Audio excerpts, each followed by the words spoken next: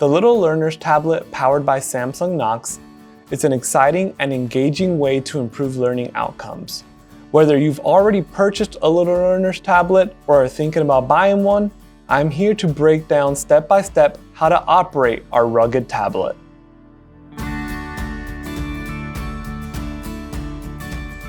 You get the Little Learner's tablet, the rugged rubberized case, and a USB-C charging cable.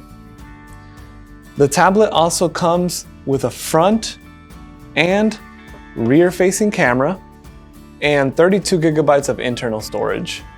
To enter Kids mode, select the Samsung Kids icon. When using an app, the screen will go into full screen to minimize distractions. While in Kids mode, children will choose a game they want to play by tapping the games icon on the tablet screen.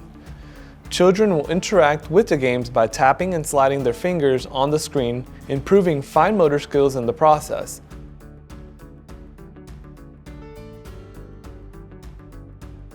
To exit an app, swipe up and push the back button. When you push the back button from the home screen, you will be prompted to enter a password. This will take you to parent-teacher mode.